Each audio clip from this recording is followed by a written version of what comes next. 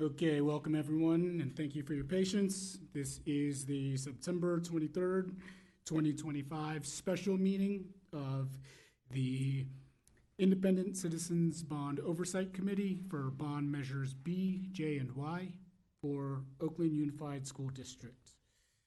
Okay, let's get started. Mr. Hollis, could you please conduct a roll call to establish quorum? Yes, Chair. On the roll call for the measures B, J, and Y, Independent Citizens School Facilities Bond Oversight Committee special meeting for September 23rd, 2025. Member Jones III. Present. Member Dawson. Here. Member Clark. Present. Secretary Gonzalez. Present. And Chair Butler. Present. Quorum present. Excellent, thank you very much.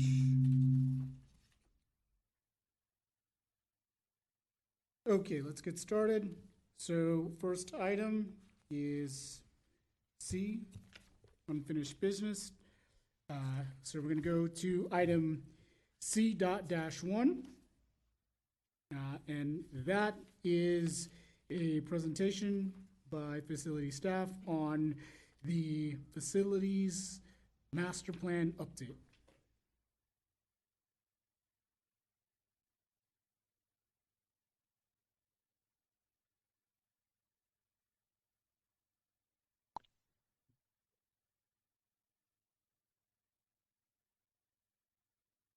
Good evening, committee. I'm Prrenita Ranbis, Executive Director for Facilities Planning. Hopefully you can hear me okay.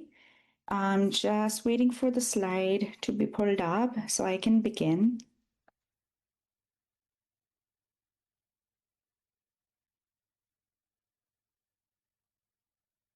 Thank you. Thank you, Corey. So this is a update on our 2025 Facilities Master Plan. Thank you for the opportunity to present this update. As you all are aware, we as a district have launched the development of the 2025 Facilities Master Plan.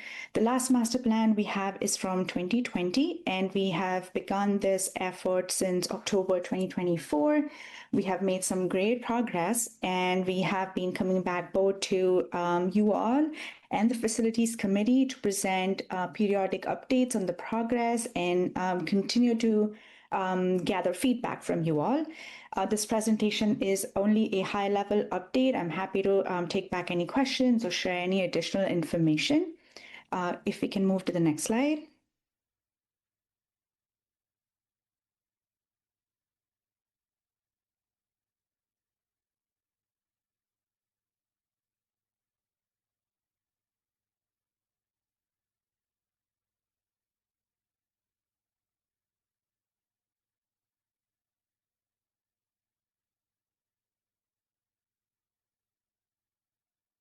Thank you. So this evening, we will go over a high-level introduction of what's the Facilities Master Plan, where we are. I will be sharing some process-related or progress updates, what we have learned so far through engagements, what we have learned so far through our data gathering and data analysis, and then briefly go over next steps. Moving on to next slide. So every presentation, we begin our conversation and discussion by grounding in the OUSD vision and mission, and center our conversation to support the work that we do for our students, staff, and families. So I just want to leave that up here. The next slide also has a facilities mission statement that I will take a moment to go over. We support whole student growth and success by planning, constructing, and maintaining facilities that are flexible, resilient, healthy, safe, and joyful.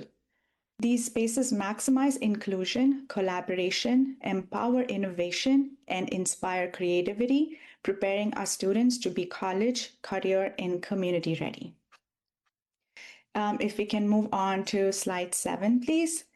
So this slide shows you a comprehensive assessment of all of the various elements that we're looking at as part of our master plan development process.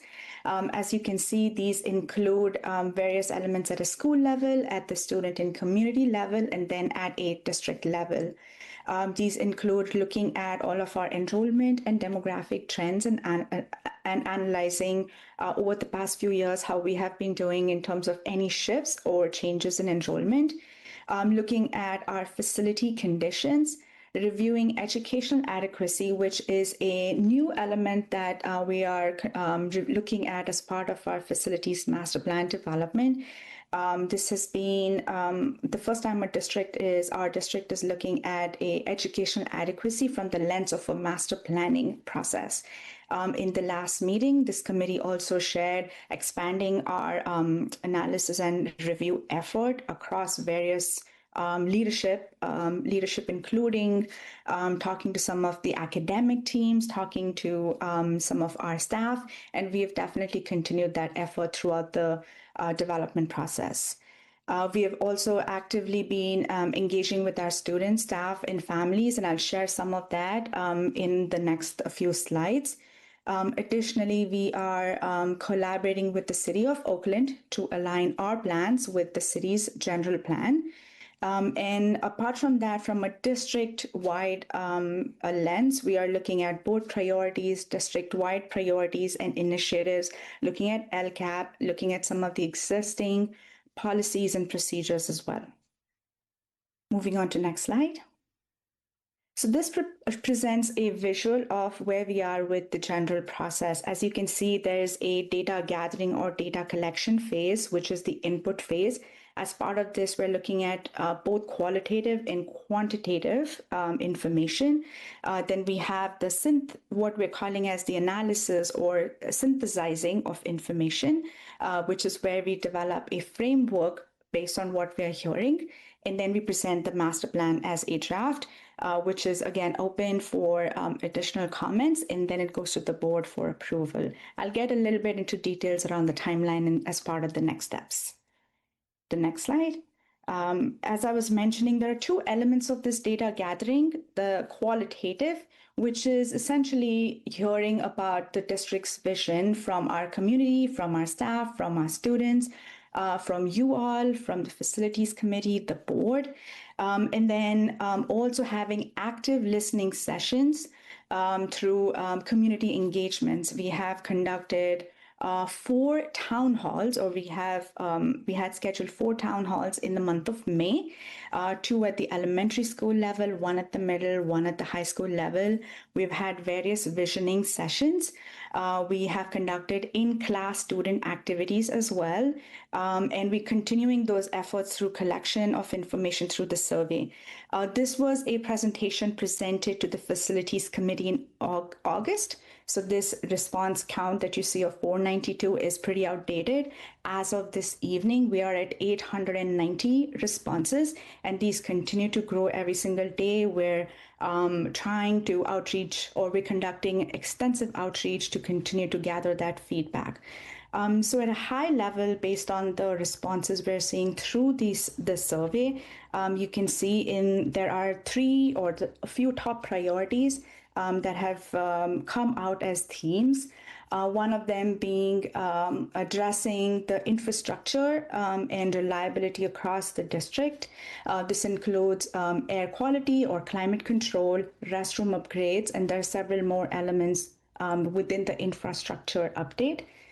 There's some outdoor elements or amenities that came out in terms of some priorities from our students as well. And then modernization in terms of some of the existing spaces that we have, creating more collaborative spaces for our programmatic needs, including STEM and labs, some technology integration and upgrades, special education, supportive services, kitchen upgrades, and so on. And we can definitely get into some of the more data details further on. Moving on to the next slide. So as I was mentioning, as part of our outreach, here are some of the snippets that we've had over the past few months. There was a workshop that we held at Skyline High School. We continue to gather feedback at various back-to-school events. We tabled at resource fairs. We have tabled at a clerical staff appreciation day, professional development day for staff. So we're trying to make sure we're getting as much voice heard at this stage to inform the prioritization that we're going to develop in the master plan. On the right, you'll also see these scanned notes that we have from a in-class activity at Martin Luther King Jr. Elementary School that we conducted in the summer. We just had active engagement sessions with our elementary school students where we asked them to either draw or tell us what elements of their school they love and which ones they enjoy the most. Moving on to the next slide, if we can go to slide 13. So as we review some of these data, and I might keep it a little more high level and I'm happy to answer questions, but it's important to highlight and look at how our programs and schools have been distributed across the district. While you may see some data being reported by district, there are 7 districts in our school, these programs are not necessarily evenly distributed. And so just a strict comparison or a direct comparison is not recommended. You may need some additional context, but we just wanted to be able to show you how these are distributed across the district. Moving on to the next slide. So a little bit about the educational adequacy that I was talking about. Essentially, what this means is to be able to look at our facilities from the lens of the support they are providing for the programs at the site. So it's not just your typical classroom space, but also looking at some of the other elements that enhance a student's experience and how we are creating these spaces for our next generation learning. On the left, you will see some categories that we have been looking at, and these are again broken down further into 260 data points without getting into details, but these include presence, safety and security, community, organization, instructional space, environmental quality, assembly, and extended learning. A brief description of all of these categories are included in the appendix, and our last presentation to the committee also includes the 260 metrics as a screenshot within the presentation appendix as well.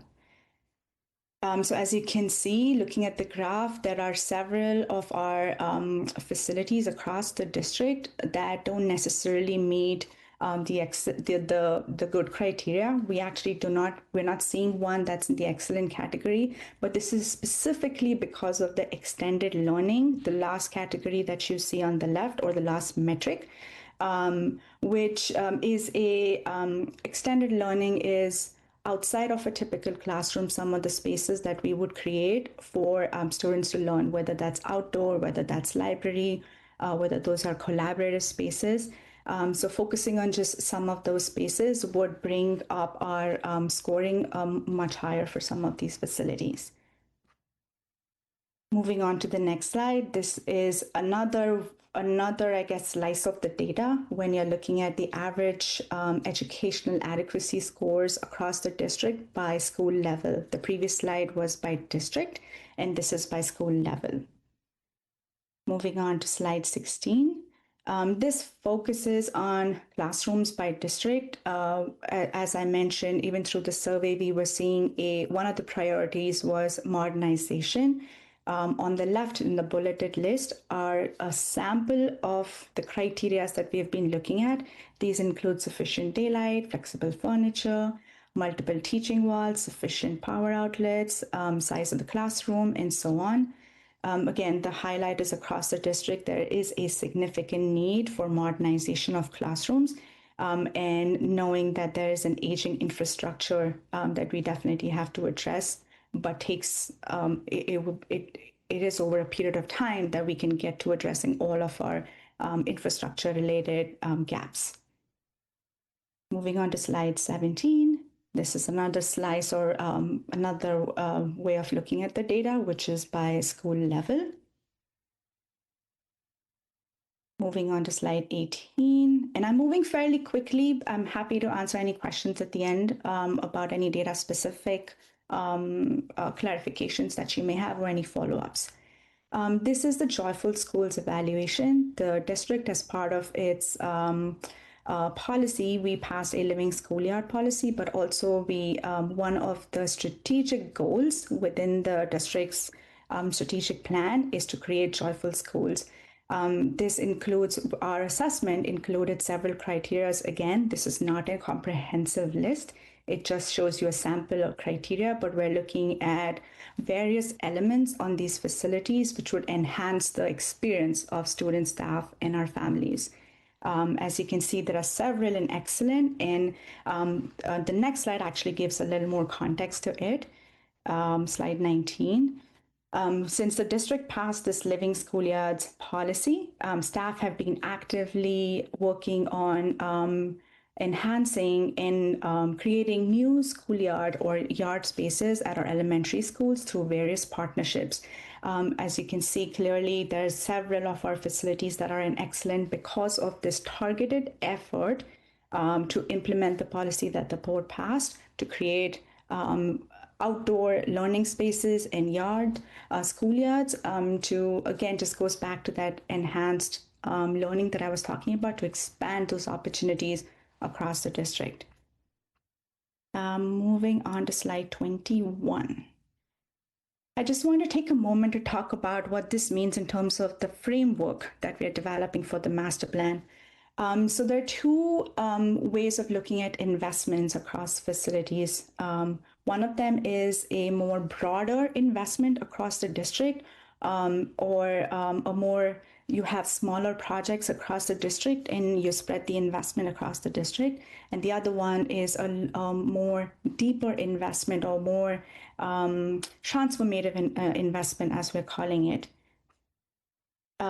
If you move to slide 23, this gives a little more context. So as I was mentioning, targeted investments are more where you are focused on specific elements that you're trying to address, whether that's living schoolyards, whether that's safety improvements or indoor air quality, or addressing some of the heating and cooling efforts across the district. Modernization, as we know, is an interior overhaul, or it's a remodel or modernization of an existing facility. And transforming or a transformative investment is where you are actually making investments in facilities, but also for considering programmatic shifts to basically transform the entire program and the school site for the community.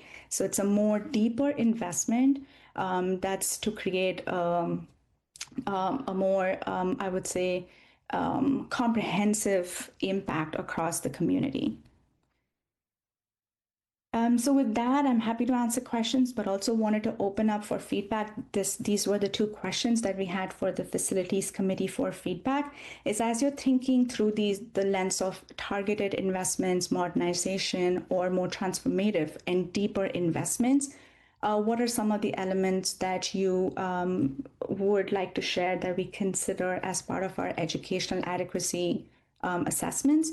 And if there are any other additional elements that we should be considering as we develop this decision-making framework. And before I dive into next steps, I don't know, Chair Butler, if you want to just open up for feedback, or you want me to keep going and close out and then open up for a share out. Yes, thanks, Prrenita. It seems that we do have a few questions at this point, so I think we can open up for questions and then continue on in a bit. Okay. Yes, on slide 15 and on 17, necessitates a comprehensive investment approach that addresses facility needs is a one phrase. And then in the other one, it's needs to consider holistic and substantial investments. So what are we doing now if we're not doing that? I guess I don't understand. Sure. And so the way currently we have the bond program, we do have some focused modernization, major projects, and then we also have across within the bond district-wide efforts. So we are including both of these types of investments, some of which are more targeted and some of which are more modernization. So I think through this data, we are trying to develop a framework. If you have to make a decision for the next bond, how we are prioritizing the next bond and what projects we're considering, how would you consider developing that framework? What is a priority that you would want us to consider? Whether it's addressing, as you see on slide 15, whether that's addressing educational adequacy through some more deeper investments, or across the district making some more investments that are more targeted. I don't know if that helps answer your question, but the idea is to be able to get that feedback to see how you would help us make that decision framework or that decision tree. When do we make certain kinds of investments and how do we prioritize them?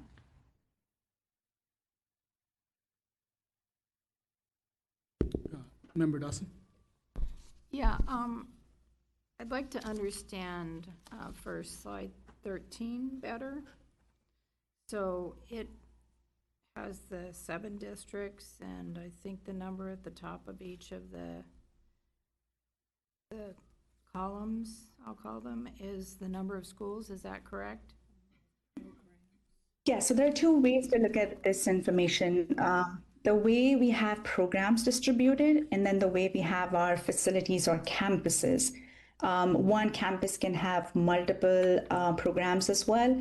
And then, so for example, I think Stonehurst is a great example. It's a campus with 3 programs, I believe. So one of the ways of showing this information is to be able to highlight the fact that not all of the programs are, when you're comparing, let's say, one district with another, the need may be different depending on the number of programs and facilities or number of buildings within that district.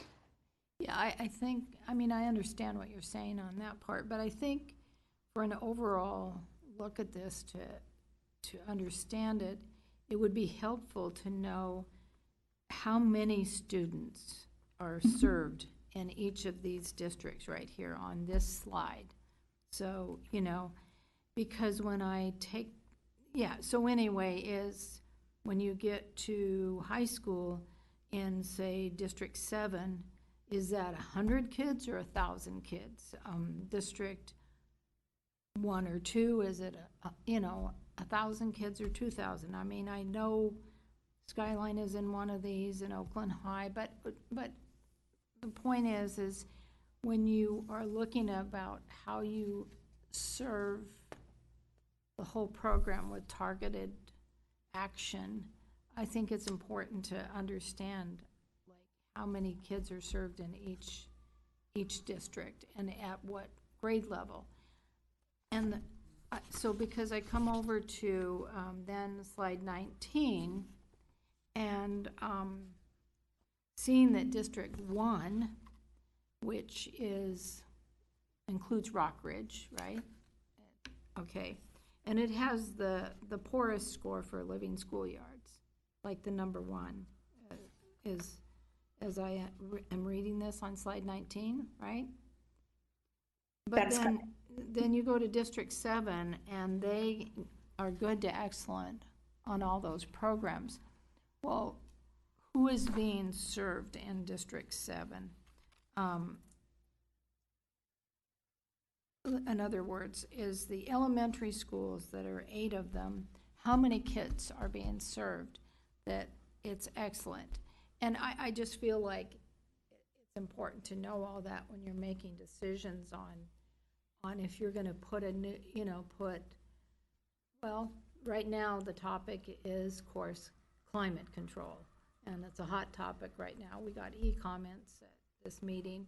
And so are you going to be serving 100 kids or 1,000 kids if you do something for the ventilation at the 2 schools or 10 schools or whatever amount of schools are in that district? You understand? You kind of understand what I'm saying? Yes, absolutely. So I feel like it needs to have a deeper dive is what I'm saying. maybe you have all that information, but I feel like it should be more present here, so when people are trying to compare it, that you can make a, Sure. Yes, and I think we can definitely include that information. Enrollment has been a big part of our assessments. We are looking at, as I mentioned, enrollment trends, not just right now, but what the past trends have been. We also have a projection for the next 5 to 10 years. So we're looking at that, and we would be happy to bring that back and help make connections. But that has been a big part of our analysis, enrollment and programmatic distribution.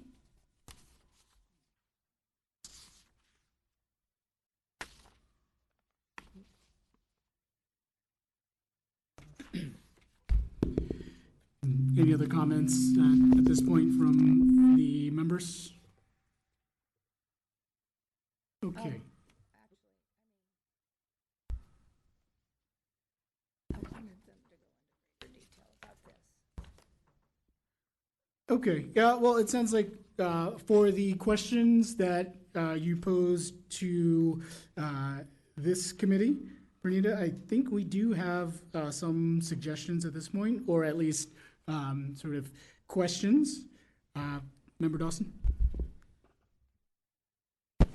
Well, again, I want to understand the two questions. How should educational adequacy and joyful schools be used to determine the level of distribution of investment? And I guess I'm just going to be simplistic about it. To me, joyful schools, I don't actually really know what that means. I mean, to me, if you have educational adequacy in good facilities, and maybe the good facilities is the joyful part of the schools, is then you end up having joyful community. To me,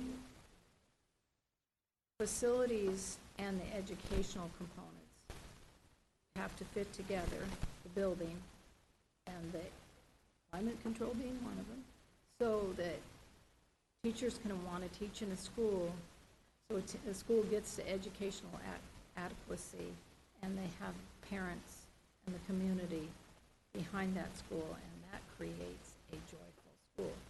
So,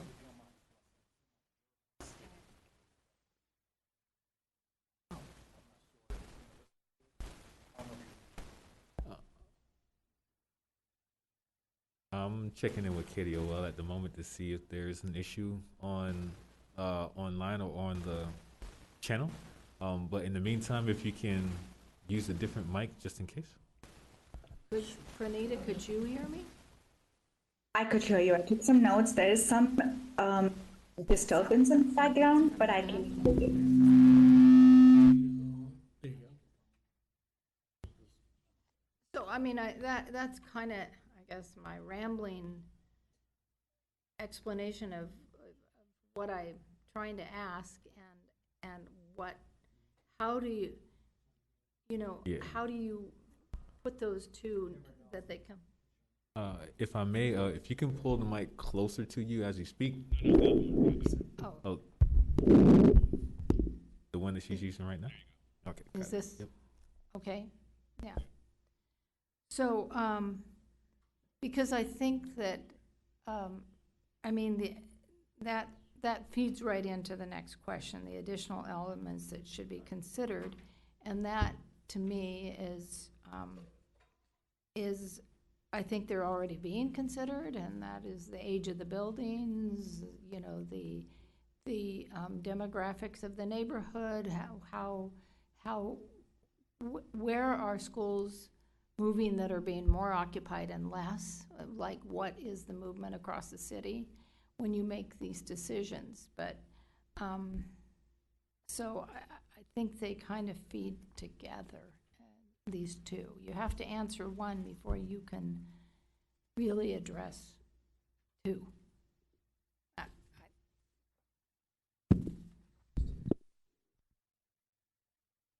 I have another question on your slide 10. So you have given us a bar graph in which, based on 492 responses, but you say we now have 890 responses. But this bar chart didn't shift? It stayed relatively same regardless? Is that what you're saying? No, this is a snapshot when we presented this to Facilities Committee back in August. So right now we are at 890, and this will definitely have shifted a little bit, but the priorities or the themes that we're seeing are still very similar. The bar graphs may have shifted a little bit, and we have to bring that data back, but the themes have stayed pretty much similar, whether that's through survey, whether that's through town hall feedback, through the feedback we're hearing in our visioning sessions. It has been very similar. When you report out on joyful schools, I'm just wondering if anybody, should chime in and try to make sense out of our committee meetings. Is it because joyful schools and living schoolyards come with designated dollars that these are reported that way? Or is it because of part of the goals set by the school district that you are reporting in such a way? Or both? It is a little bit of both. It is a within OUSD strategic plan. There's an initiative, and I'm just looking at the strategic plan to read out what that exactly is to you all as well. But there's an initiative of creating joyful schools. As part of that initiative, the district passed a living schoolyard policy. We do have the results you're seeing in the living schoolyards slide is primarily driven by the partnerships that we have had with Eat, Learn, Play, with Kaboom, with Under Armour, but mostly the partnerships that we've had. So that's why I said both. And then to go back to Member Dawson's question about like what is a joyful schools, the way the strategic plan identifies it is where families, educators, community members, and partners collectively ensure students have opportunities and resources to build on their unique identities, their vision, creating beautiful and inclusive learning experiences and I'm looking from building relationships with students of color, the community, the partner, parents, physical environments, designing and learning experiences. So there's a lot, I guess, we can unpack in these joyful schools, but anything that creates a positive experience for our students, staff, and family.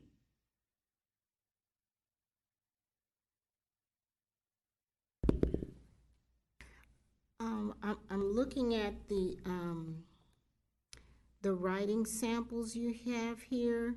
Is there any reason in particular that one from a middle school or a high school wasn't included on here?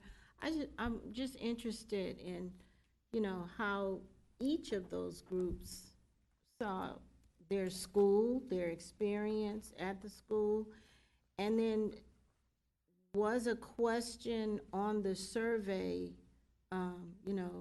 how do you define joyful school? I mean, was that asked of the parents or their students? I'll answer this in twofold. So your first question, these were just examples of some of the most recent engagements that we've had. So slide 11, you'll see a workshop at a high school. There's a photo next to it about a resource fair at Melrose Leadership Academy, which has mixed grades of elementary and middle. And then there's an elementary school specifically because our elementary school young learners are not necessarily as active in taking a survey. We still wanted to conduct we still wanted to hear from them. So the best way was to create some visuals and just have them let us know what their experience is through drawings, or whether that's just through like the photo that you see at the feedback during resource fair. The young student that you see there, she just wrote about how she wanted a gym when she goes to middle school, and just that was her feedback. So while we have conducted all these comprehensive engagement sessions at all school levels, these are just examples. So I'm happy to bring those back. Your second question about, I'm sorry, can you remind me about the second? Was one of the survey questions to the parents and students about defining joyful school? How do they define it? I don't think we had explicitly asked about defining a joyful schools, but we in multiple ways tried to ask about their experience around creating a positive experience and a learning environment for next generation. So it was not necessarily joyful schools explicitly, but there are some questions that direct us to that to inform that. Thank you. Member Jones III. Thank you, Chair. First of all, thank you for this presentation, and I'm always a big fan of bar graphs, especially colorful ones, so thank you. I just have two observations. The first is, and I know that there's a recommendation to not really view it, when I say from a district perspective, like direct comparison is not recommended, but it's still something to be said when you see that it's, for the most part, there's a certain amount of uniformity, right? Which is, I guess in one way, you can say that's, I guess, a good thing for like, right? Because I'm always expected to see certain districts just compared to other ones, vastly great districts. But I will say this, just in terms of needs, we know that every school is in need. All our students obviously are in need of support. But I think it's something to be said about the fact that elementary is where students spend the most amount of their years. And not just from a time perspective, but honestly, for me, that's the foundation of the educational career and learning for the rest of their life. And for me, that is where I believe the greatest need should lie. Because the truth is, I hate to do this, you know, we don't have to rob Peter to pay Paul, but the truth is there are scarcity of resources, right? And I think something to be said that children, if we can get them immersed in a joy for learning, right? That can carry them over and give them the mental fortitude that's needed to endure the challenges of not just middle school and high school from an academic perspective, but let's be honest, depending on where they live at in our beautiful city, there's other challenges that lie outside the purview of not just the school district, but the meeting here. So I just wanted to offer that, right? Because elementaries, we have the most elementary schools compared to middle school and high school. And again, I think the focus needs to be prioritized there as much as possible.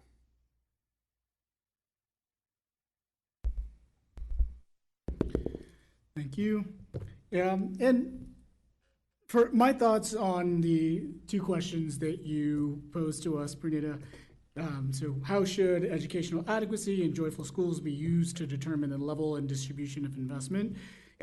First off, I'll say that, you know, I think that educational adequacy and joyful schools, I think those are really good frameworks for sort of evaluating and quantifying some of the needs of the different schools and sites.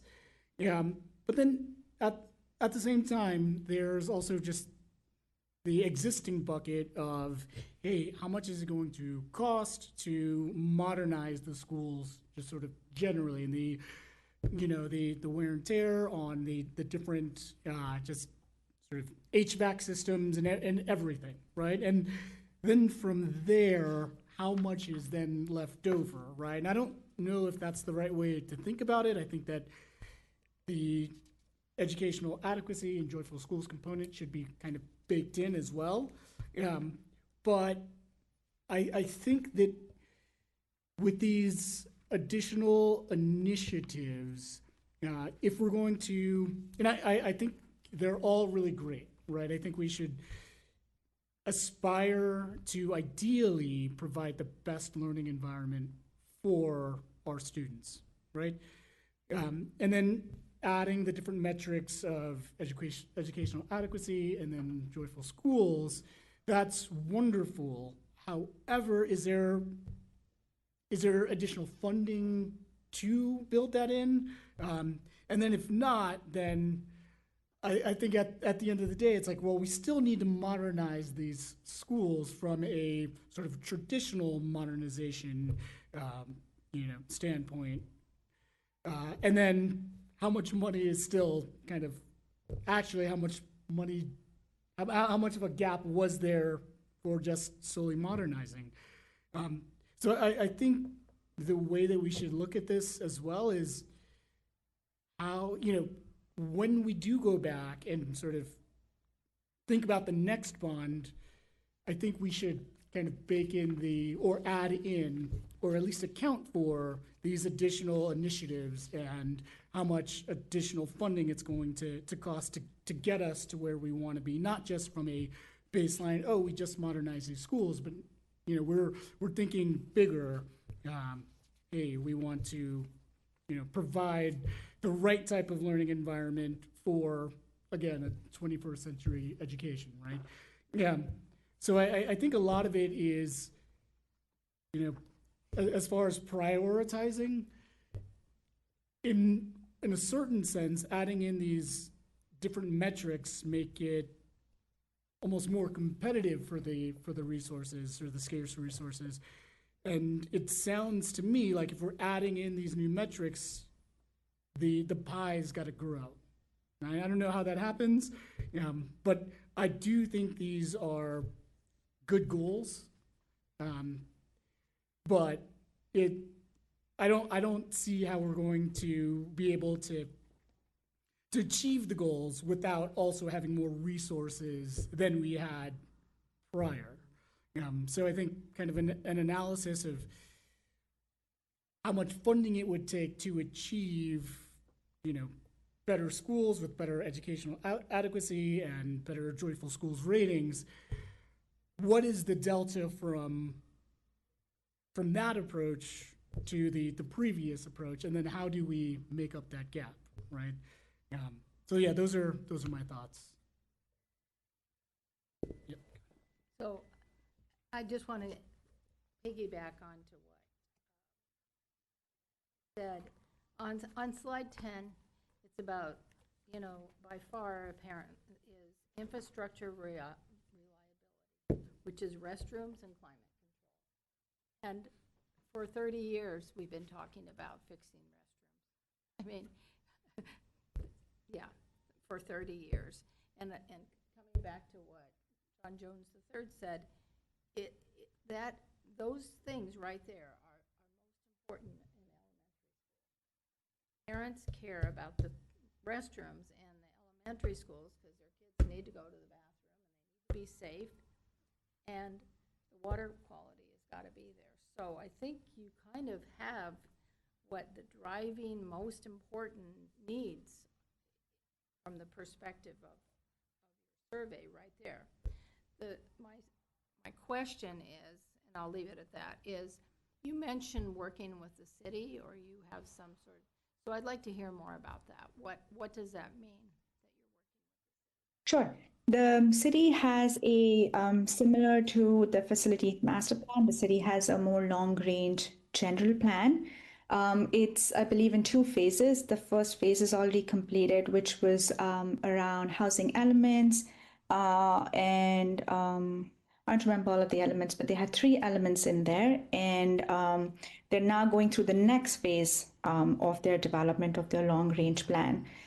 So what we're trying to do is align with the city in terms of where there's shifts in increase in housing, where they're anticipating creating influx of population, or whether that's through investments through creating some economic hubs across the city, which they have been talking about.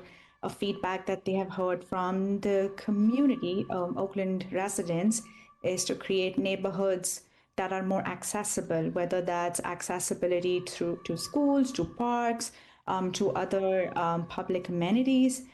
So what does that look like? What are these hubs that they're considering? So to be able to plan our priorities and investments in areas where, again, there's going to be an influx or increase in population. We're looking at where the births are currently. So that informs your early childhood learning programmatic distribution, investments that you're making in early childhood centers, which feeds naturally again into your elementary and then into your middle school cohorts.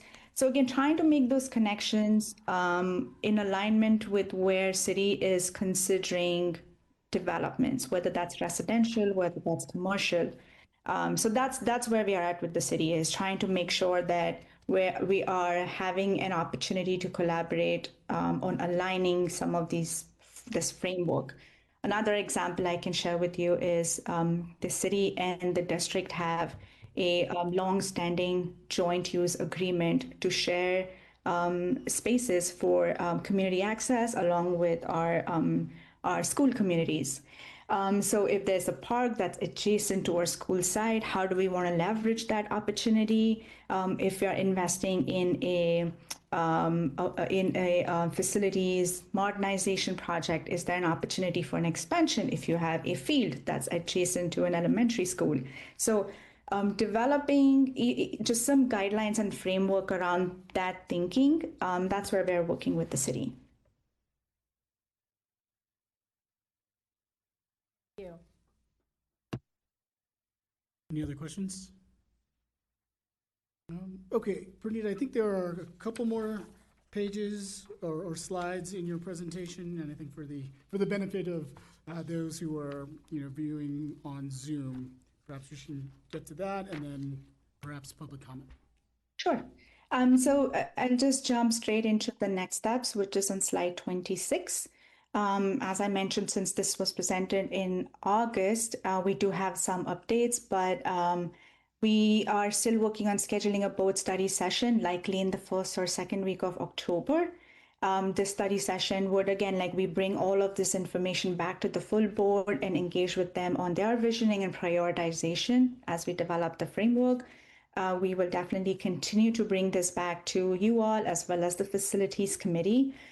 In terms of additional engagements, the survey is still open. We are dropping off flyers with QR codes at all of our school sites, elementary, middle, high school, early childhood centers. We've also shared this with the city. We have a web page where we have Q&As that we're answering, the town halls that we conducted in May. There are recordings there, so we're continuing to keep everybody informed and continue that active listening. We already had a meeting with the Community Advisory Committee. That's the second bullet that you see here. We're scheduling a meeting with BSAC, and we have a meeting scheduled with our all city council, which is the student council, on October 1st. In terms of finalizing the information, we will continue to refine the data, make connections, bring it back to you all and the community in, I believe, October and November. Likely November is when we will have a draft master plan. November, December, we leave it open for public comments and feedback from the committees. And we go back to the board for approval towards the end of the year. But those are some next steps. Excellent, thank you, and thank you again for this presentation. Also did want to acknowledge that for this item in particular, we did receive a lot of e-comments submitted online, and the majority of those, no surprise, the same as the top priorities that came out in the engagement surveys. A lot of the e-comments were around the sort of overheating and climate control within the learning spaces. So I just did want to acknowledge that. We've had at least half a dozen comments of that variety. Okay, Mr. Hollis, do we have public comments on this item? Yes, we do. It is Asata Olagbala. How much time would you like to allot for public comment? 2 minutes, please. Minutes.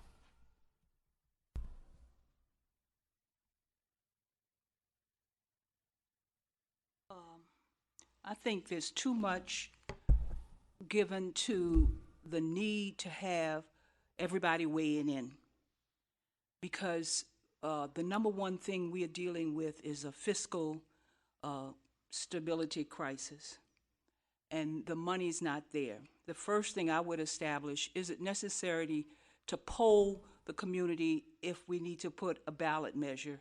Would it be approved to continue to support facilities? That's where you need to go with your outreach. You have certain things that you present to the public that are mandatory issues that have to be dealt with. I'm talking about health and safety. I'm talking about code enforcement, where the public sees all of this. And you identify the funds necessary for all of the mandatory needs related to facilities. Then you identify to the public, this is the extra money we have that we'd like to get your input. And I'm not sure we're gonna have any extra money. So I just don't think we're doing too much when we don't have to do all of this. Because public outreach is good, but not when you don't have the money to do anything. People are just gonna be saying, I want this, I want that. Like a lady was in about heating issues at her school and she wants money for that. We don't have the money for that right now, baby. We gotta do seismics, we got asbestos, we got lead, we got hazardous waste in the soil, air pollution, and I could go on and on. And so for me, the best thing we can do is look at what we actually have financially and break it down for the public to understand. And what we need for the public, will you support if we have to do a tax? Thank you. Did we have any speakers via Zoom? All public commenters for this item have been called. Excellent, thank you. Okay, moving on to our next item, item C.-2. And this item is on some of the work that was done by the Facilities Department during the summer.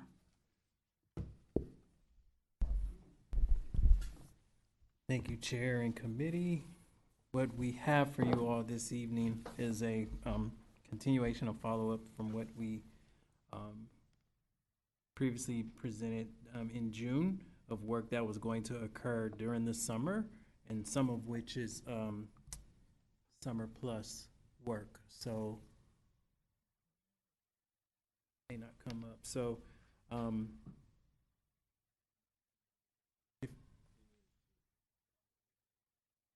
no, it would be fine. I can go through it with them as well. You said you're gonna put it up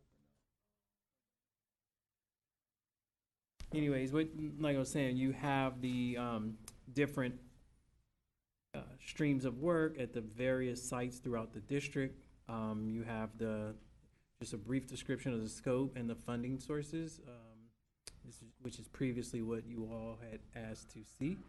So this just kind of shows how we were able to do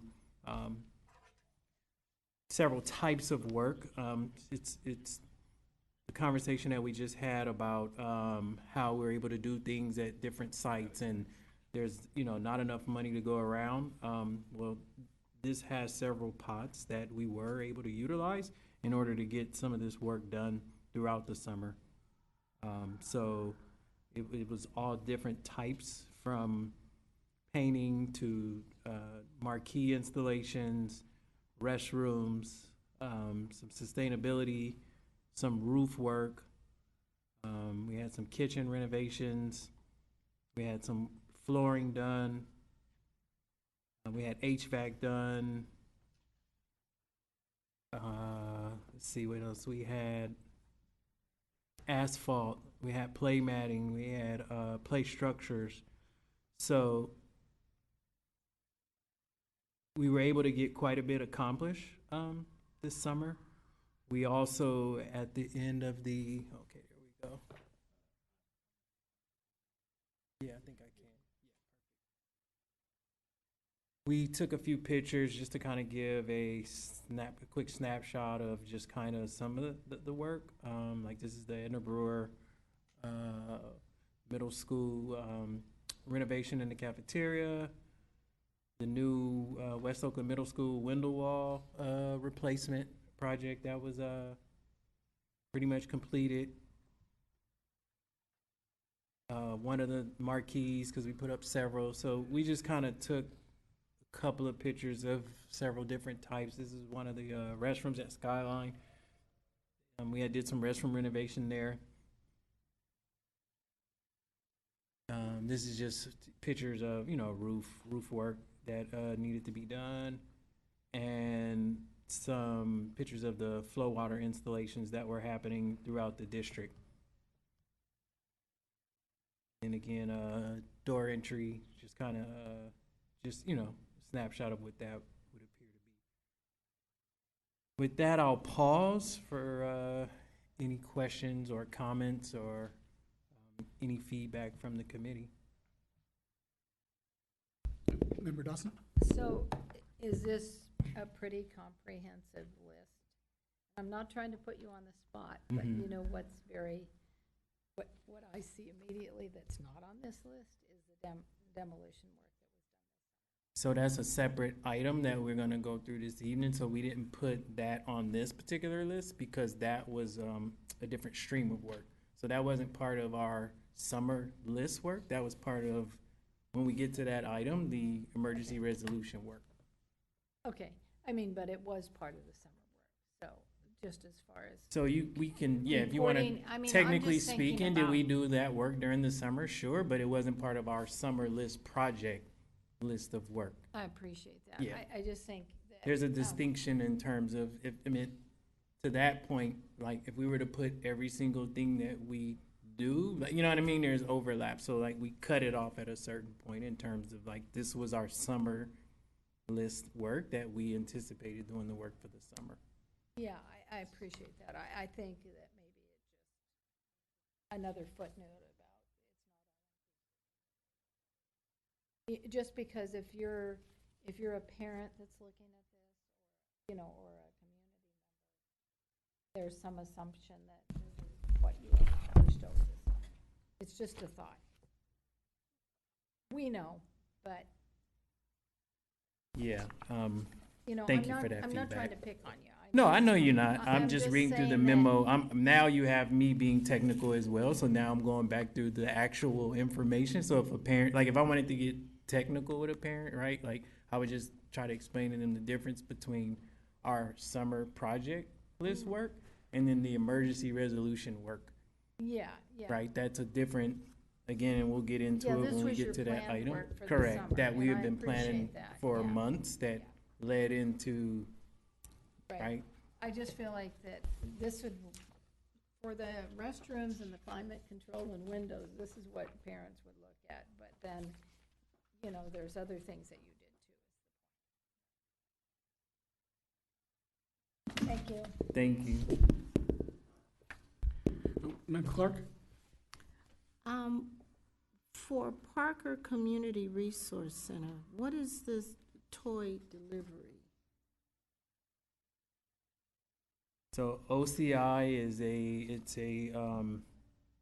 another group that deals with different branches of the district. So this was just one of the departments assisting with some painting and toy delivery at the site.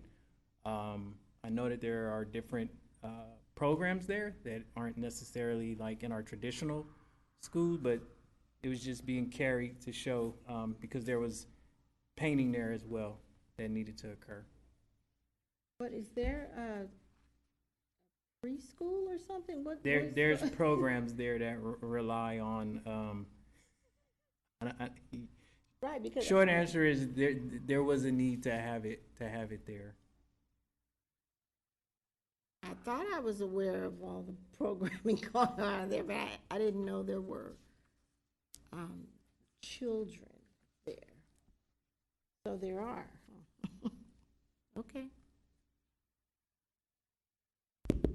So, I'm not trying to belabor this point, but I think it's important.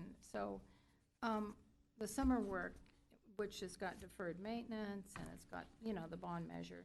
Technically, we are to make sure that all the bond monies is spent in accordance with the bond measure. One of those things is actually the management of all the projects. And so what also this looks like to me is when it's not being sorted out, where you have deferred maintenance and then measure J and then you have measure Y, you have them all mixed together, I'll just say, in this report, is my next question would be, is if I'm an auditor, is how did you manage these projects, and were they managed? Like, in other words, if Fremont has a Measure J, and they also have another project there that is deferred maintenance, then how are you showing that so that the bond is, and I wish the bond could pay for everything, but how are you showing that to the taxpayers that you're differentiating staff for, like, doing some No, of that's a these great projects? question. I appreciate it. In next month, I believe it's next month, the expenditure report that'll be coming. And I know it's already a lot of pages. It will continue to grow because it will now show you all these types of expenditures as well that track back to some of these projects that you're seeing here. It'll show the different funding that is being utilized to pay for the work. And the management of it, too. You saying the management? So if you have a project manager that's on a deferred maintenance project, that is not to be paid for by bond measure. If it is not a bond measure project, the management of that is not to be paid for. The project manager should be coming out of the deferred maintenance. So And if you have what I'll do is I will make sure that that explanation is explained during the expenditure. I won't take on trying to, I know exactly what you're talking about. Yeah, Yeah. that's what I'm trying to say. Yeah. Okay, thank you. Any other questions from the committee? Okay, do we have public comments on this item? Mr. Hollis? Yes, Chair, Asada Olakwala. 2 minutes again, please. So if you look at the McClymonds' work that was supposed to happen, the renovation started, but at the beginning of the school, it wasn't complete. And so we had some problems getting our students fed. There was no modernization work done, and it hasn't started at all. And we don't know, we can't get an answer when it will start. The turf field, we have to reschedule our games, our football games. We had only 2 games that we can play at home. That gives us a disadvantage. The one game we tried to play at home, the scoreboard didn't work. The PA system didn't work. We had problems with the bathroom, water coming out of the bathroom. Since they moved us to one side of the building, the new entrance doesn't have ADA accessibility. And since they moved us into a space, we don't have the ability to use the phones to call teachers.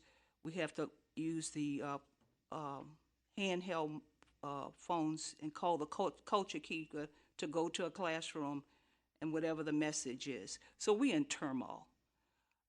Plus, we had to break down our enrollment to a specific number. We started to get some new students, but we had to stop because we on one side of the building.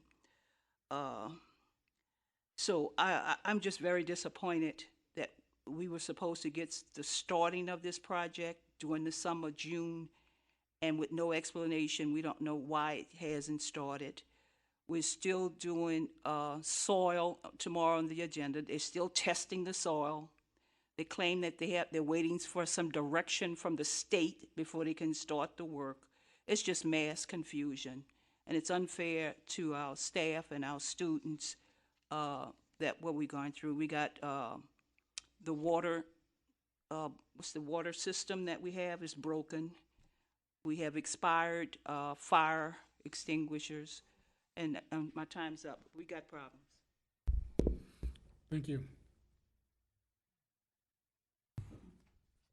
Okay. Moving now to new business. The first item of new business is item D.-1, and it is on the need for emergency construction services for the repair of dangerous conditions at various sites. And who do we have presenting on this?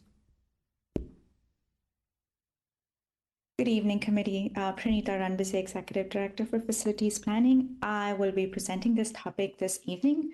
Thank you again for the opportunity to present updates. Just at a high level and for some context, this is an ongoing update that we have been sharing with the board and with at facilities committee meeting as well since June 2025.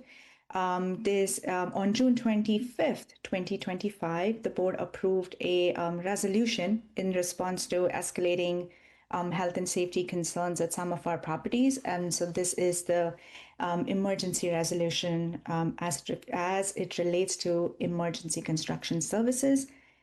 If we can jump to slide 7, please, or 6. I can give some context. So these are the properties that are being referenced in this presentation, 1025. I'm sorry, actually, these are not the properties. These were initially the properties that we were looking at in terms of vacant properties. As part of the spending plan revision that was approved by the board in March, there was an amendment on the floor by the board to allocate some funds and address the safety concerns at some of our properties. The next slide introduces that resolution, which is Resolution 2425-0132, which was authorized by the board for demolition of unsafe structures at Hillside Campus, Ralph J. Bunch Academy, and 1025 Second Ave, the Ethel Moore and Paul Robeson buildings. The goal for or the purpose for this resolution was because these facilities were structurally unsound, lacked functioning fire and life safety systems, had become sites of repeated trespassing, vandalism, dangerous activity, including major fires in 24 and 25. During the summer months, historically, we had seen increase in activity at these sites, heightening the risk of further fires, injuries, and environmental hazards. Next slide, please. So we'll get into some progress updates for these 3 sites, starting with Hillside. Here is some context on the property. Moving on to slide 10. It shows some photos, and when it says current conditions, it's actually conditions from back in June before we started this work, and throughout 2024, we've captured some images to show what the conditions look like. If you move to slide 11, you'll see electrical lines, telephone intrusion, some break-ins that we've had, and continued vandalism at Hillside. To highlight actually on slide 9 for reference, this is adjacent to one of our school properties or school sites. Moving on to slide 12. So in terms of the updates of where we are with Hillside at Castlemont, the demolition was fully completed ahead of the school year 25-26. All structures and debris have been removed, eliminating significant safety hazards adjacent to 2 active school campuses. So again, this was a priority because of the fact that it was adjacent to a school, and we wanted to make sure this is addressed before the school year. Moving on to the next slide. This is Ralph J. Bunch. Again, some context on the property. Slide 14 shows some previous conditions with graffiti. There's gates that have been broken down, or there's vandalism. Slide 15, we did receive a lot of community concerns and feedback about the conditions and how they were deteriorating, as you can see in the photos. And then slide 16 shows the current updates. So the first phase of this project involved a critical step of abatement addressing the presence of asbestos and other hazardous material identified on site. This work was essential to ensure safety of our workers and for the broader community before the full demolition can proceed. This work was governed by the California Health and Safety Code, which identifies hazardous waste requiring specialized abatement procedures. And so due to the complexity of the required remediation, the structure, which is one portable that we have right now, will remain on the site for an extended period while the specialized abatement process is completed. All necessary environmental safety protocols have been followed. We have notices that we have posted on the site. And then to protect the site, the district also implemented on-site security, which is similar to the approach that we have taken at 1025 Second Ave. Once the abatement is complete across the remaining structures, a full demolition will move forward. And then the total duration of the project is estimated to be completed by the end of the year before the rainy season. Moving on to the next slide, which is 1025, there's some context on the site. And then the slide 18, and I know you all have seen these through site visits as well. And Prrenita, 1 second, please. They're saying folks can't see the slides online, so we're just gonna pause for a second. sure. Thank you.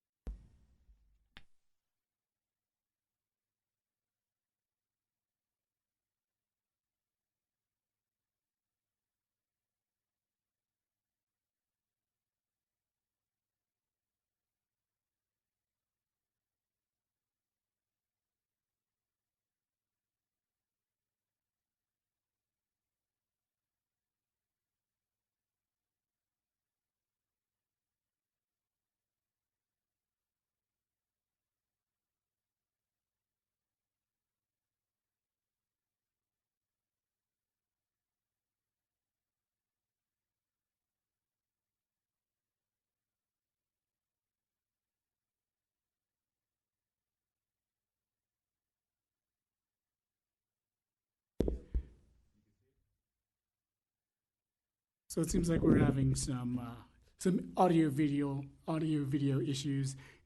But for anyone out there who is following along on Zoom and could not see the slides, each of the files, well, this file at the very least, is available for you to sort of access or download at the OUSD website.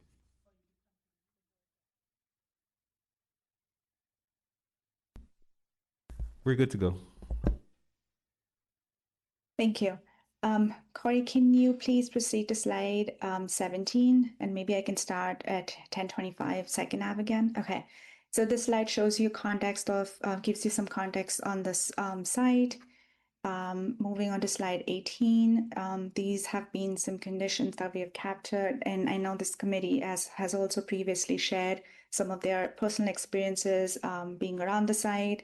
We've had videos that we have shared. We have lots of media that has been shared through community members as well. Moving on to slide 20, there was a fire as well in July 2024. So the site has sustained some severe fire damage earlier this year as well, and structural reports confirm extensive internal infrastructure loss. This has been officially, if you move to the next slide, please.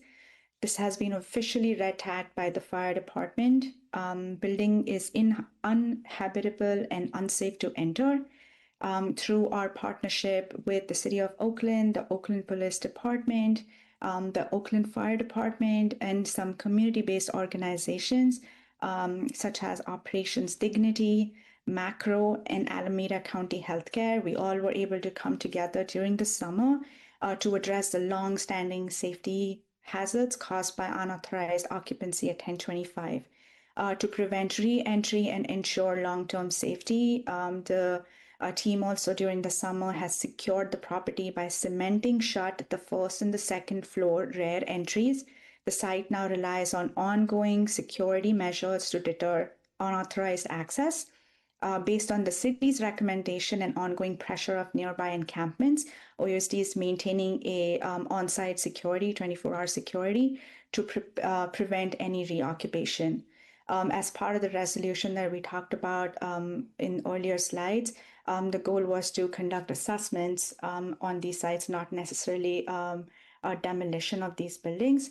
I think that was it. I do want to highlight some successes. As I mentioned, we did move very quickly in the summer and made sure Hillside was our first priority. But at the same time, we were also addressing the unauthorized access and encampment at 1025. we achieved all of the milestones that we had planned as part of this emergency work. We have also been able to complete demolition at Hillside, as well as part of the demolition at Bunch within or under the budget that we had identified initially. And we have been able to maintain a very strong communication and collaboration over the summer with several city and county agencies. As I mentioned, some of the ongoing challenges have been the hazardous material and the unstable structures and an ongoing safety risk. In terms of next steps, this presentation is from August, I believe, to the Facilities Committee, so it's a little outdated, but I'm happy to dive into any open questions around the progress. Another next step that I just wanted to also highlight is at the Facilities Committee, a resolution was passed to conduct feasibility study for 3 properties that were identified in phase 1 of our asset management work. The 3 properties are 1025, Ralph J. Bunch, as well as Lakeview. So part of the feasibility study that we have been presenting to the board has been various asset management strategies. So part of the feasibility study would be to take a closer look at workforce housing, affordable housing, and the transitional, the T-Hub feasibility at these sites. With that, I am happy to answer any questions you may have. Okay, thank you, Prrenita, and thanks for that presentation. I'm glad that progress is being made here. But I guess one question, and this is in the cover memo, but I'm not sure if that's available to everyone. But how was this? The work that's been done so far and the work that's planned? How's this being paid for? So I believe the funding source for the demolition has been through Measure Y through the revised spending plan. That was the amendment that was made when the revised spending plan was adopted in March earlier this year. Thank you. And I'm happy to, the board, I can read this out. The board allocated $4 million from Measure Y to initiate environmental assessments, preliminary site work, and demolition, with additional funding redirected from Phase 3 solar projects to fully fund the $11.23 million demolition program. With the current pace and contracts, the projects are coming significantly under budget. Excellent, thank you. Are there any other questions from the committee? Oh, Member Jones III? Yes, thank you, Chair. I have a question and a comment. Well, 2 questions, actually. The first is, so I see that Edward Shands is listed. What is the current status of Edward Shands? This is a question I've been having for years. I see that it says it's under lease in 2021, but this is 2025, and I don't see anything happening there. Yes, so for both Edward Shands and the Tilden site, we are in a long-term ground lease with a developer called Eagle Environment. We have been monitoring progress very closely. There has been some progress that they've made in terms of the cleanup of the site, but one of their strongest, I guess, their biggest challenges, 2 of their biggest challenges have been keeping the site secure. Especially at Edward Shands, and approvals in terms of their funding program, I would call it, or funding plan. Currently, our general counsel is in conversations with the developer to revisit the terms and conditions within the agreements that we have to ensure that we are revisiting the project timelines and making progress. Okay, thank you. Then I have actually a follow-up. It's more of a position / observation. So I think when we look at our resources, right? So OUSD, when we look at the spaces here that sits vacant, right? That's underutilized. I would love to see all of our municipalities, right? So I'm gonna be very clear: OUSD, City Council, the Mayor, City Administration, the Board of Supervisors. This includes the City Auditor and the County Assessor. we need a holistic plan to where all these entities are having conversations with one another, right? If that might include potentially some land swap, right? My point is, I think that if we learned anything from the pandemic, it's the fact that crises will occur, and it is crucial that these different municipalities or entities can converse with one another. And I'm saying that because for those of us who felt that wasn't a joke, who felt that roll, that quake, people in the Bay Area like they talk tough. Oh, that was nothing. I'm like, hey, I was asleep. That thing woke me up. My point is, we sit on the Hayward Fault. And I think that we should be in the business of acquiring property, if that includes asset swapping, right? Because we're also dealing with a convergence of forces that also impact our school students. Housing instability being one of them. So again, I know that what I'm saying, a lot of these elements are outside, but they're not necessarily removed from the scope of what we're doing. So my point is, whenever we have these opportunities, I think as much as possible, it's important to avoid the isolation, segmenting these things. I get, again, the purview is B, J, and Y, but we should always look at the overall picture in order for us to really be confident that we're maximizing the opportunities that these measures give us. So again, I know that what I just said, I'm not going to get an affirmative answer because we don't have that power decision-making present, but I just want to be transparent and say that's the path I'm on. That's the conversation that I intend to introduce with all these other folks that I named. But you all deserve the opportunity to hear that. And if there's any thoughts to that, I would love to hear that. What I mean by that is there any historical context to that? I know earlier it was mentioned that there was conversation between OUSD and the city, but I also know that there's been challenges at Cole. So my point is, I just want to see all of us get to that place, right? We know what OUSD has. How can we maximize that with other things that's going on to ensure the best for all parties named?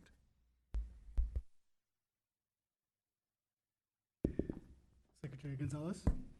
Yes, you opened the door for us and talked about the feasibility study around the asset management strategies. There was to be 10 properties. Will there be some report that is shared with this committee about the status of that? And what is the decision-making around that?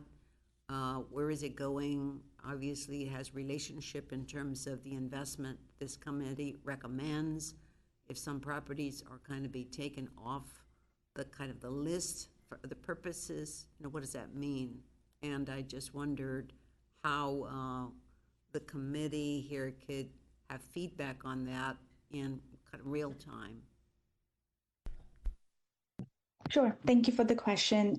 So in terms of the scope of work that was identified within the asset management strategy, it was divided into multiple phases. So we are able to come back with a more tailored approach on what the district prioritization looks like.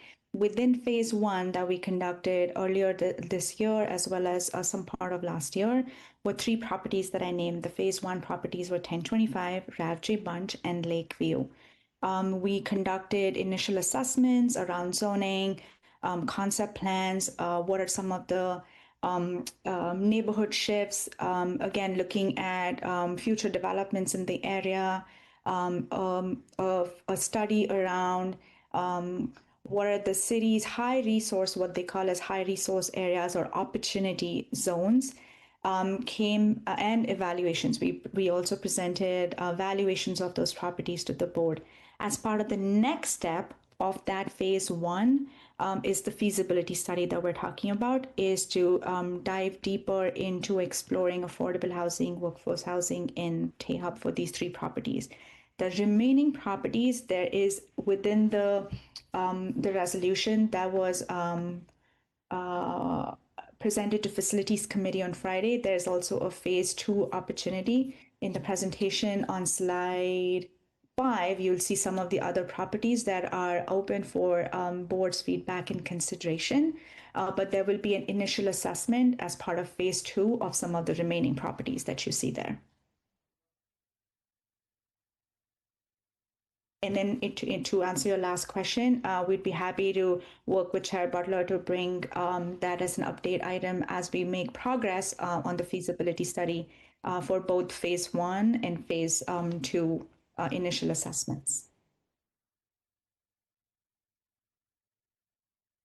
Thank Thank you. Member Dawson? So a couple things. Thanks for the report. I believe there's a resolution tomorrow night. Well, I know there is. It's in board docs for the emergency spending that's to date, the ongoing resolution. And I think it would have been very important and appropriate to put it in this package for presentation because it shows what's being spent and where the funding's coming from for the work that's being done on Bunch and 1025. And that's one thing. So same goes for when feasibility studies are being proposed and then resolutions coming before the board. When we get a presentation that speaks to those, we should have that information too. So I would appreciate that in the future. And then I just will say that I would like it to be agendized for next meeting, the progress on the assessment of all these properties, because that has been ongoing, and I believe what I'm hearing you say, we're going to another phase now that's going to include Lakeview and 1025, and I think you said Bunch. So that's important because it's spending Measure Y. It's all related to Measure Y funding for these projects. Chair Butler, can I clarify something? Yes, please. Member Dawson, can you clarify what you would like included in the packet? So in terms of the emergency contracting that's being presented to the board tomorrow, that's been an open item since June 25. And I say an open item, we are presenting that at every board meeting until we are able to close the scope of work that was identified in that resolution. The demolition of the structures on these three properties or two properties was through Measure Y. The feasibility study is not from the bond, or the asset management work is not necessarily from the bond. So can you help me understand what information you would like as part of the packet that you were referencing?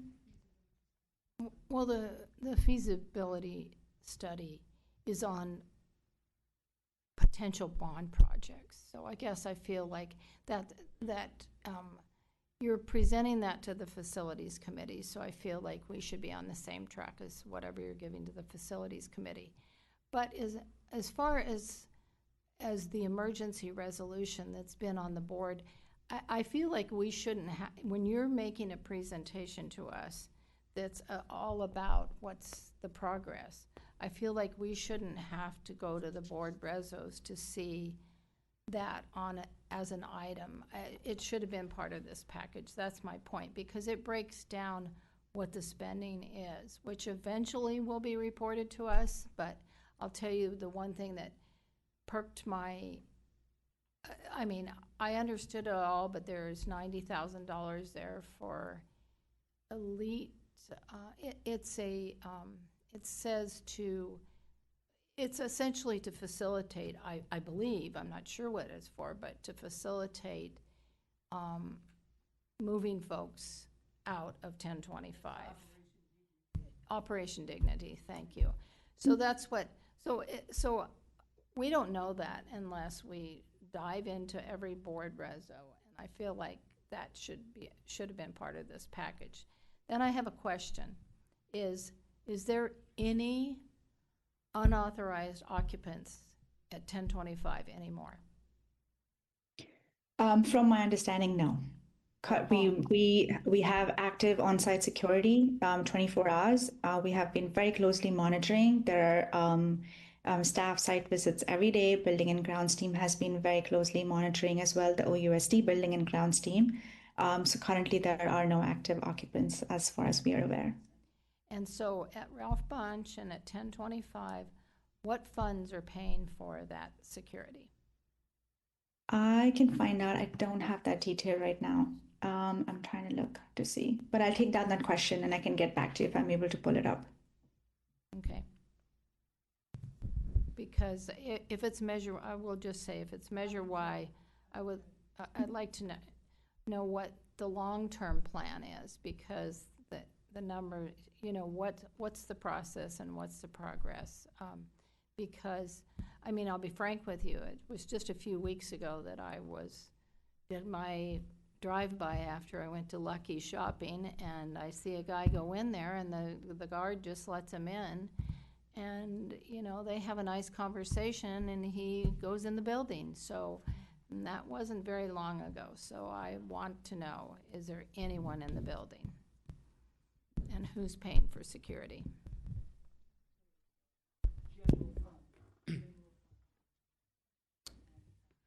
Okay, yeah, thank you again. I've got one question, and the question is more around process. So if an emergency is declared, what does that change process-wise for all of those contracts? Does it mean that, you know, there are typical steps that are skipped? I mean, I'm all for getting things done, especially things that we've, you know, this board has, or this committee has recommended. But just so we understand, given our oversight function, what changes process-wise here? And nothing changes in terms of any steps from a process perspective. What changes is the urgency of getting the contracts approved by the board. So essentially what we're doing is the board has authorized staff to get the property secured and complete that scope of work to secure during the month of July when the board was on recess, but we wanted to make sure that work is complete. And so the emergency is around the contracting timeline. We're still following the process. The contracts still go to the board. They're still within the same scope of work in terms of the allocated funds that the board has approved. So we're still reporting all of that information to the board. The only piece that is declared in terms of an emergency is the timing of getting the contract and the work completed. Understood. Thank you. That was very helpful. Any other questions? Okay, on to the next item. If I may, Oh, that's right, that's right. for this item, we have one speaker, Sara Olakbala. Before you take public comment, what kind of a recommendation does this body feel it should make to the school board, the facilities committee, as such, regarding the steps? Are there thoughts among this group about what they would recommend? We left under new business a discussion, possible recommendation, and I didn't want us to leave this topic if we didn't take that opportunity. Excuse me, ma'am. Well, yeah, so I asked my previous question just to understand what the process was, and it sounds to me like it's more of a getting things done quicker, but still going through all of the steps. As far as specific recommendations for any of the sites or how they do it, I don't have any recommendations. Are there any? Member Dawson. Well, I would like us to be able to make a recommendation, but I don't feel like we have all the information that we really need. We really need to understand what they did in a deeper dive in the first assessments and what came out of those assessments, and how the contracts have moved along. And I appreciate that, Director Prrenita, your presentation, but emergency contract does go faster. That you don't have to go through the same bid process. So I mean, you don't get to skip steps maybe, but you get to do it differently, and that's the whole purpose, so you can move an emergency along and get something taken care of faster. But that doesn't speak to the longer conversation of what is the thinking around the next steps for Ralph Bunch and 1025 and the third one, Lakeview. This is because you brought those up as the assessment. So what does that look like? You must have a proposal for that, I'm guessing. So I feel like we need more information and that we might be able to make a recommendation next month. That's my thought on it. Thank you.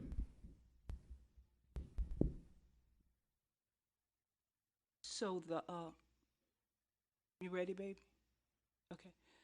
The feasibility study is $732,000 for Lakeview, Bunch, and 1020. It's crazy. Feasibility study, you know the Pacific project you're going to be working on.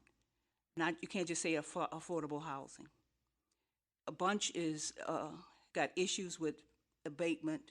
I got pictures of the asbestos, PCB that they have to abate, and you don't do this from Measure Y, that's 732 is measured. Now, they brought that to a special meeting to the facilities so they could rush it to get it to the board and eliminate you dealing with it, okay? The other thing on the agenda tomorrow is from Measure Y, $41,440 for 7 installed drain filters. Then another agendized item for Bunch tomorrow is for abatement, increasing the amount for the abatement. And so all of these things are Measure Y spending. They got a whole bunch. They almost have 10 items on the agenda. That's Measure Y and J spending that you didn't even get an opportunity. But the important thing is the board is voting on, like the Ralph 1025 Operation Dignity.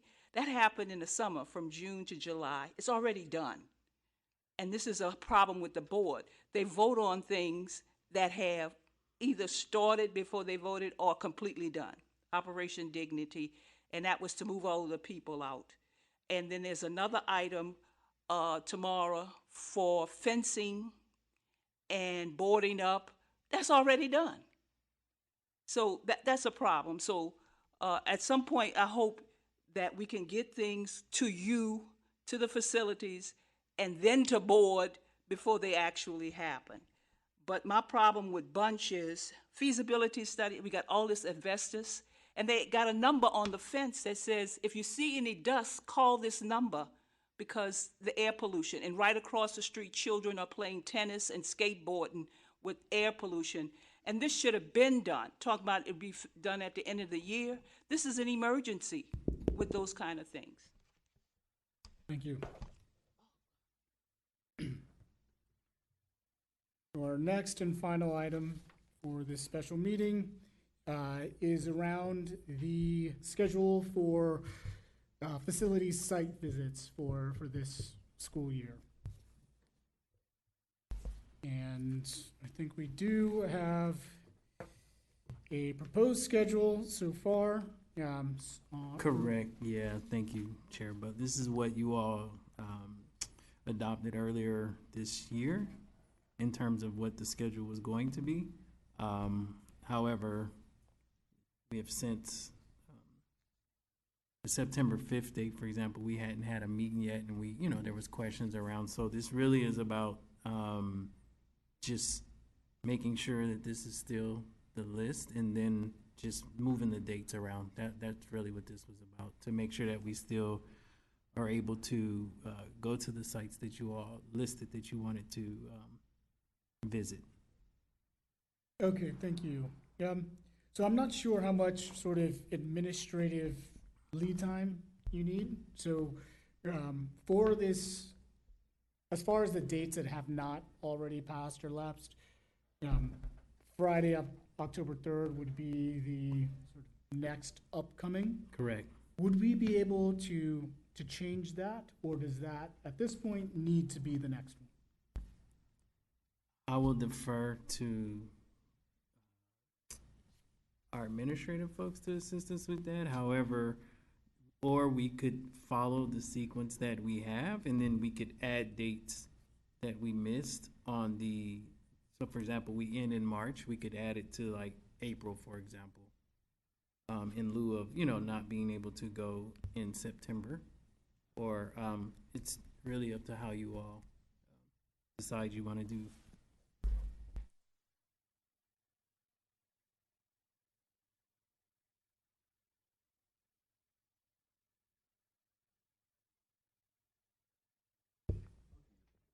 Well, I mean, So, yeah, you can move it around. Okay.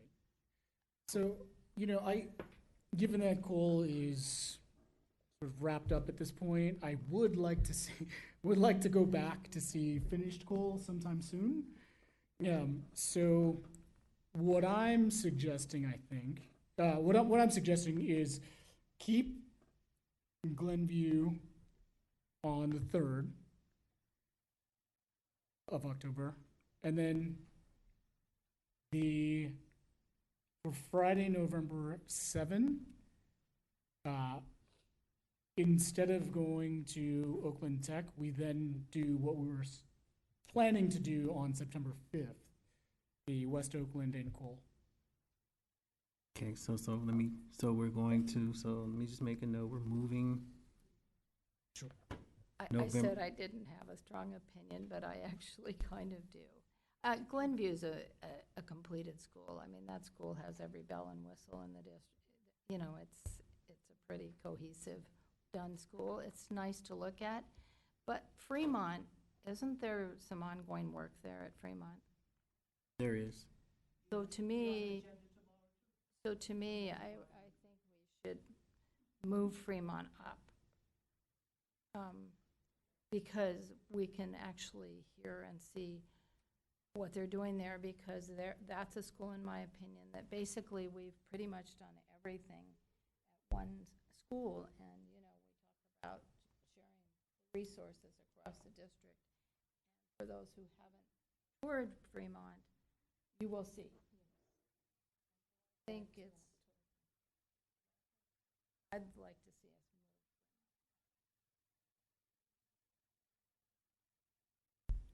I don't have any problem with it. Yeah.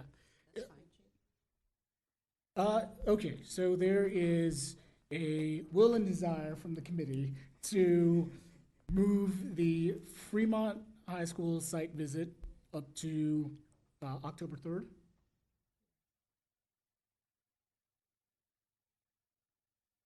You all, that's the consensus, right? That's what you all want to do. So we're moving Fremont, and I'll check with I will confirm with the project managers that they are available, because they have the December date, so I want to make sure that they're gonna be available. So I will tentatively move Fremont to, let me just make a note. To October 3rd. If I may, Chair, just so we're clear, I'm hearing the amendments that are being made, and I was going to wait until y'all were complete with the changes of the schedule before asking y'all to make a motion and a vote on those changes. Okay, thank you. So the first, before you all officially, we're moving Fremont to October 3rd, correct? Are we no longer going to Glenview at all? I think we can, how about this?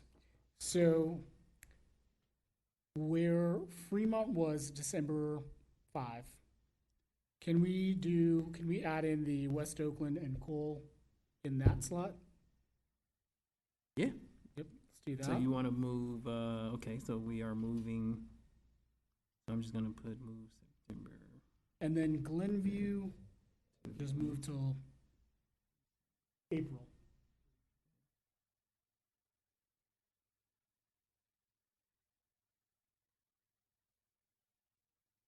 And then you said move Glenview to April? Yes. So that is going to be, let me just check the schedule. That is April 3rd. Is that spring break?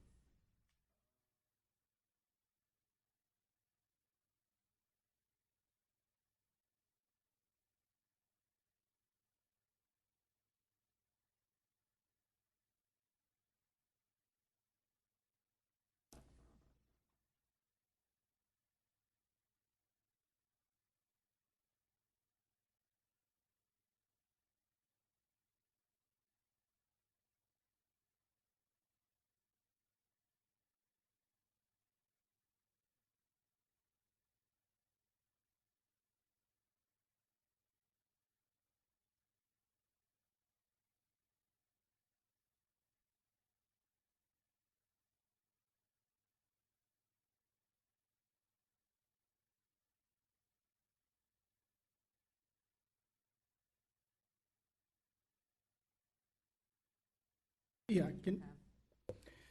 sure. So for the upcoming proposed facilities site visits, we have on Friday, October 3rd, a site visit to Fremont High School.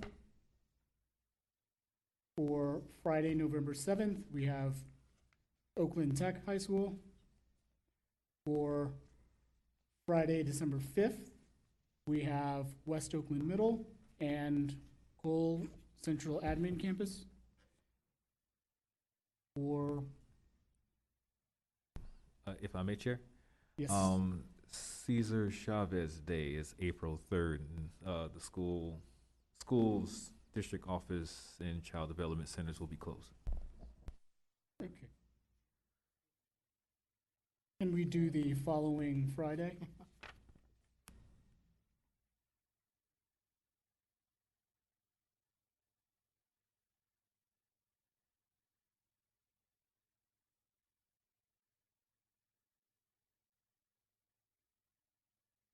Glenview, yeah.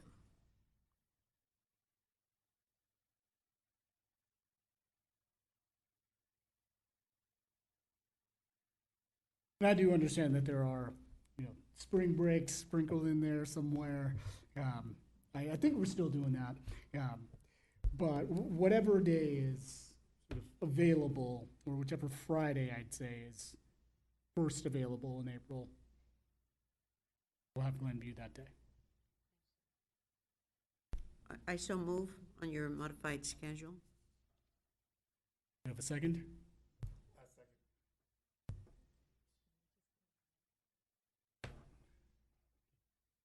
Mr. Hollis, do we need a formal vote on this?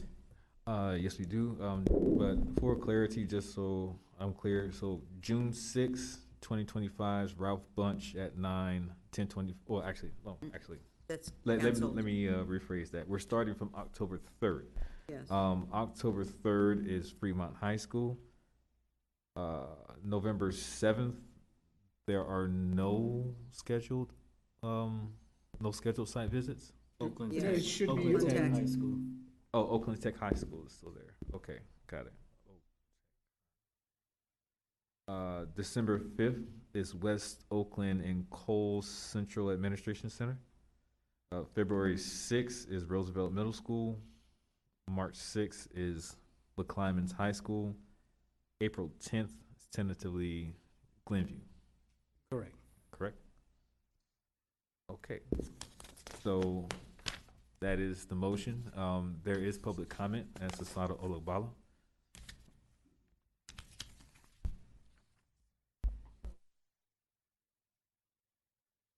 What is the purpose for going to 1025? It's all boarded up. No, we're not doing it. You don't have to answer because that's not required. Ralph Bunch, y'all taking that completely off of the list? Yeah, because that's contaminated area, and they even have a sign, don't come on the property unless you have protective clothing and masks. So that's a good idea. I'm looking at the agenda tomorrow, and there is Measure Y money for Garfield. So Garfield is not finished, and the money has to do with site remediation of potential hazardous materials. So are y'all gonna go back to Garfield? Because it's on the agenda tomorrow, and any school that comes up that's a modernization school, you might want to consider going back. Now, McClymonds, March 6, 2026. I don't know what you're going to be looking for. We don't know when we're going to get started. I take that off the agenda until you get a start date. And then when you get a start date, then you can say, we put it back on the agenda. How can you plan to go to a school when the facilities department hasn't started the project and has not given a start date? So I would take it off. They have no idea when it's going to start. Thank you.